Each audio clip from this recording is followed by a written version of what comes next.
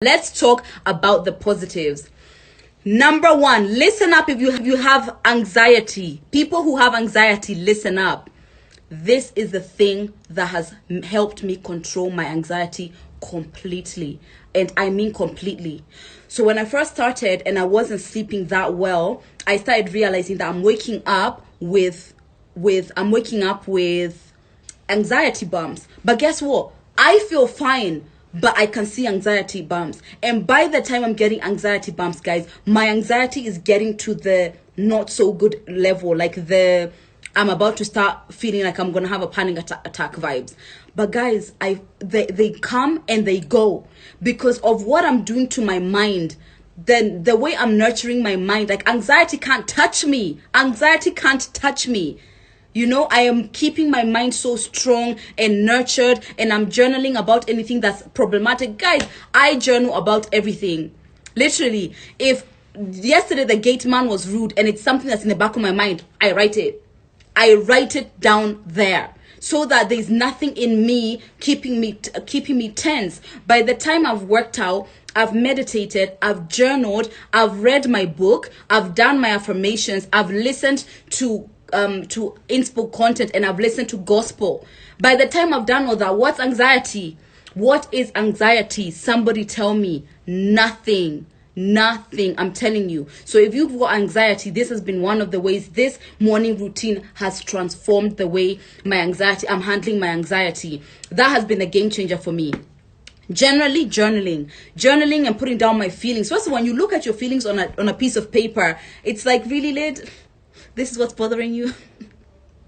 What Tom said in 1922 is that's what's keeping you up. When you see your problems on paper, they look so silly, they look so dumb. Like, really, this is what you're worrying about? And the ones that don't look dumb, when you talk them out, you tend to find solution within yourself. We always know, we always have our solutions. So when you look at it, you're just like, okay, all right. If Tom said that in 1922, I probably felt bad about that because I felt insecure about what he said.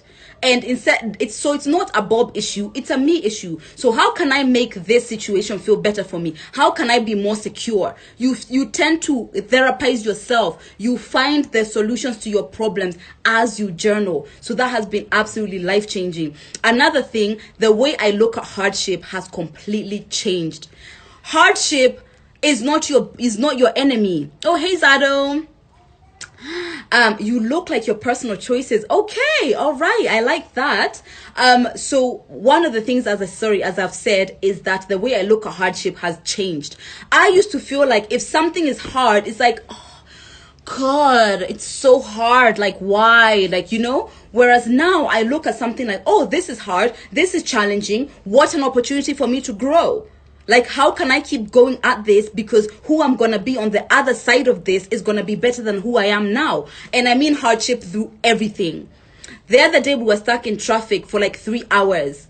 And I was really annoyed. But if I did not have the mindset I had now, that would have been like the worst ride of my life, the worst of my life. There's a particular way I'm seeing things. Anything that I'm trying that's new, it's gonna be difficult and I'm gonna need to push through. That's the point. If something is hard, it is trying to extract a different version of you. So go through it, go through that hardship, go through that thing that feels scary and get on the other side. And every single time, it's worth it. It's worth it. I'm not trying to give up on anything anymore because it's hard. Because now, if I'm waking up at 5 and going through this morning and changing my life and keeping myself this disciplined, what else is that hard? Nothing.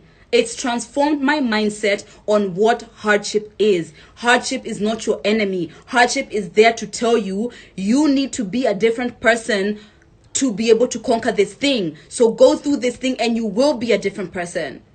And I love that because, as I said, when I had that conversation with myself on my 30th birthday, I told myself, I want to have a profoundly different life. And since I want a profoundly different life, I have to be profoundly different. The two things can't work. You can't have a profound life and you yourself are not profound, because your life is a reflection of you and your choices. So I am going to start with me. I am trying to extract that person that I know I can be So, and I'm extracting it through going through experiences that require that version of me. So I have to push through. I have to get through this so that I can get on the other side and be this person. And let me just say a disclaimer right now. This isn't for everyone, but anybody who hasn't tried it, done it the way you're being told, the way you're being told to do it. Anyone who hasn't done it and gone through it exactly as supposed to say, can't tell me that it's not the thing, because you haven't tried it.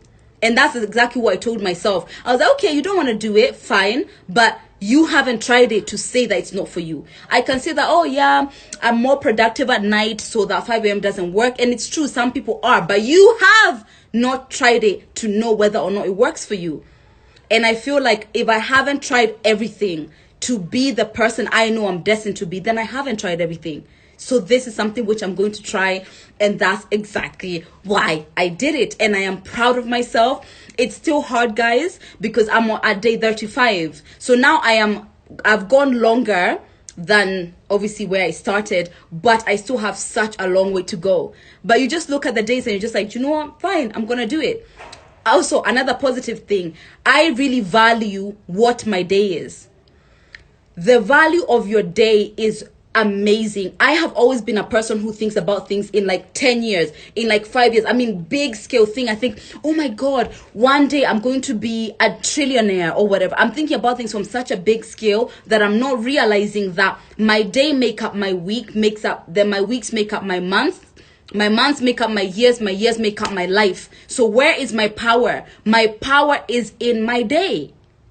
My power will be in my day. So instead of sitting around dreaming of who I'm going to be in 10 years time, let me do what I can do today to make my 10 years beautiful. But on my 31st birthday, I want to look at who I am and be like, damn, oh, that's you? That's you, Lit? That is you? And there's no way I'm going to do it if I don't push hard. If I don't push hard through anything takes discipline, guys. Even being positive takes discipline. When you wake up in the morning, do you decide to listen to the negative thoughts about last night, or are you going to get up and meditate and journal and do your affirmations? That still takes takes discipline. So everything that I want to achieve in my life is going to require me to be a productive, a disciplined, and a focused person. And those are the 3 areas which I wanted to improve on. So this is doing exactly what I needed to. And it's day 35 and I feel like I'm a different person. The way I'm looking at things, the way I'm analyzing things is making me so proud to be who I am. And guys, I repeat, this is hard. It is hard, but it's like the hardship is not bigger than how much I want all the things that I want. It's not bigger. So then I just have to go through the hardship because what I want is bigger. Yeah. How long have I been talking, guys?